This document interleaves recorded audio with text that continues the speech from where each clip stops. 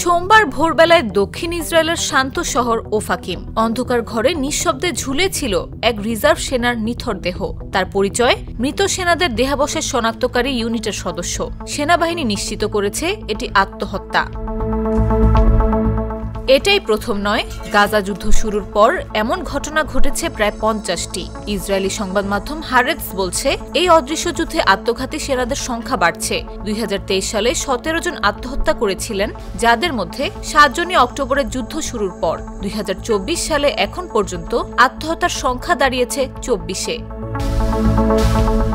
এই সেনারা যুদ্ধের ময়দানে নেই, কিন্তু যুদ্ধ তাদের ঘিরে রেখেছে ঘরে, মনে আর রাতের ঘুমে।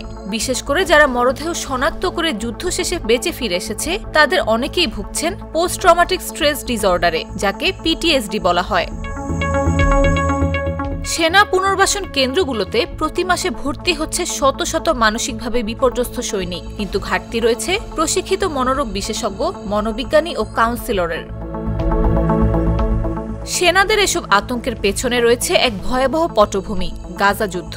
অক্টোবর 2023 থেকে এ পর্যন্ত নিহত হয়েছে 898 ইসরায়েলি সেনা, আহত 6134। কিন্তু অভ্যন্তরীণ অভিযোগ বলছে এই সংখ্যা আরও বেশি।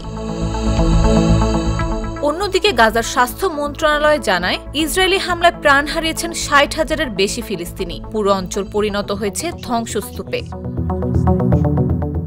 মানবাধিকার সংস্থা বেথসেলেম ও physicians for human rights Israel বলছে, এটা কোনো যুদ্ধ নয়, এটি মূলত গণহত্যা।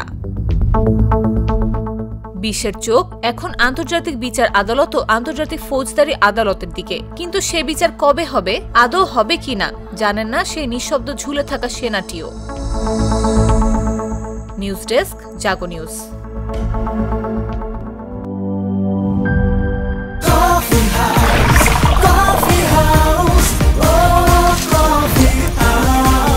কফি হাউস, প্রতি চুমুকে আড্ডা জমে।